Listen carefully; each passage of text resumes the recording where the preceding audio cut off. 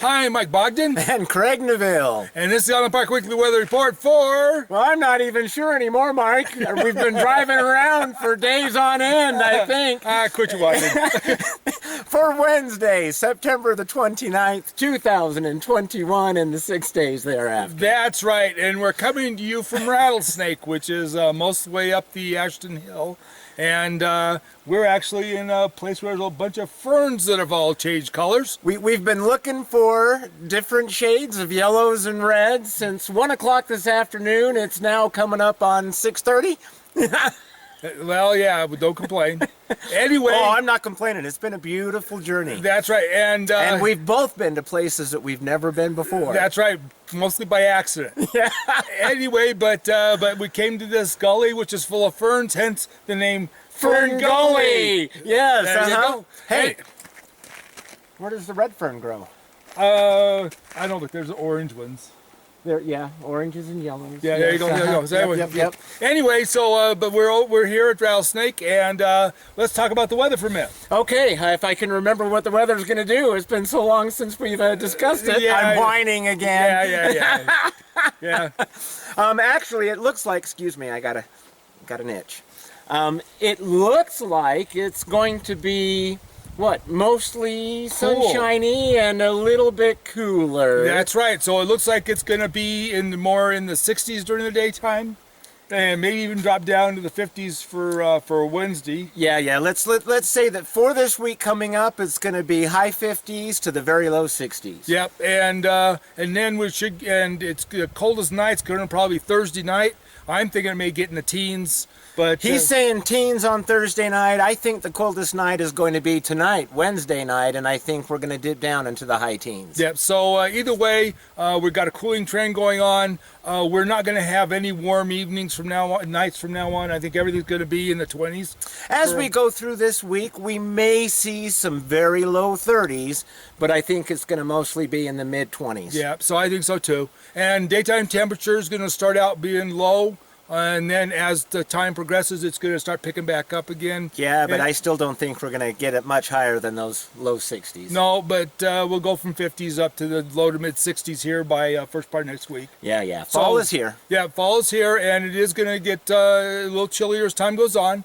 And so just prepare yourself. And also, if you got your hose connected up to your hose bib and stuff like that, you might want to disconnect those things so you don't pop some plumbing or something. Yep. Yeah. Hoses, time to bring them in. Don't leave them out overnight. Plants, don't leave them out overnight either. Well, unless you're okay with them just croaking because it's about that time of year. They will wilt. Yep.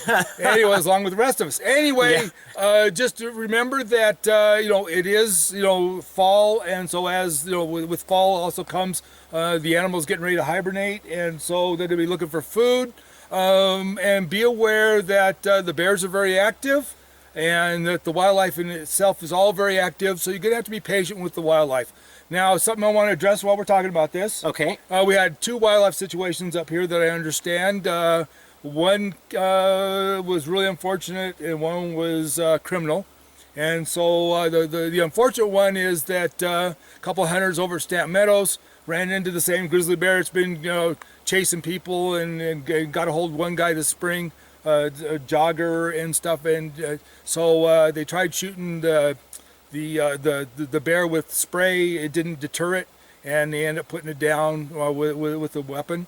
And but the thing is that it's it's one of those things where it's either the human survives or the bear survives, and that's no contest. And I read on a couple of places on the other social media. Yeah, some social media where somebody thought they ought to take one for the team and go ahead and let the bear get to him. But that's not happening. So you get to protect yourself no matter what. I don't care what it is. And that's not taking one for our team. No, that's putting a goal in the other team's goalpost. Yeah, well, it? apparently the bears were more important to somebody. Anyway, but the bottom line is that they had to protect themselves. We're good with that. With the other situation that I heard about over on North Fork of the Henrys, over upstream from Max Inn, there were some idiots with a motorized boat that were hazing the moose. Oh, I did read something about that. Yep, and you know, they were going back and forth and chasing them, you know, out of the river and everything, and laughing, thinking it was a really good thing. And saying what an adrenaline rush that was. Yeah, and son of a gun, folks. Yeah. So anyway, if you see anybody doing something like that, make sure you get some video. Shoot it over to Fish and Game, or get a hold of Chris Johnson, and let's get some prosecution going there.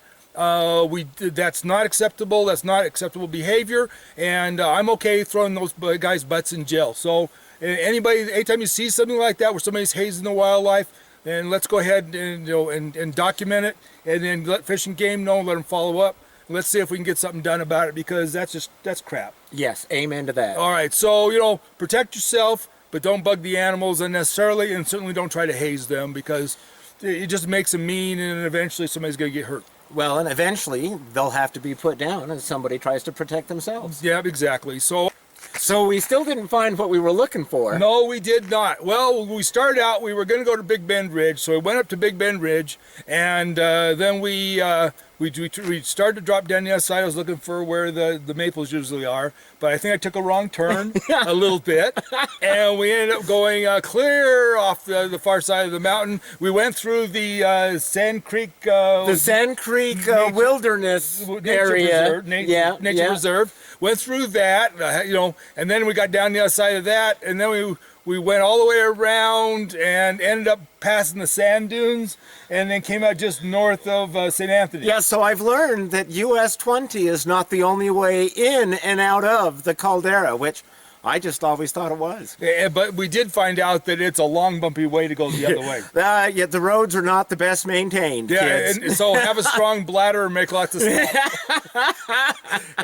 Anyway, but we had a great time, saw some great sights, and enjoyed every minute of it. There are pretty reds, yellows, and greens out there. So, but we haven't shown any ferns before, so there you go. So here's ferns. There we go. So anyway, with that, this is Mike Bogden. And Craig Neville of Robin's Roost. Wishing you the best. Have a good week. Be safe, be careful, and watch out for the ears bothering the animals. So, amen. All right, bye-bye.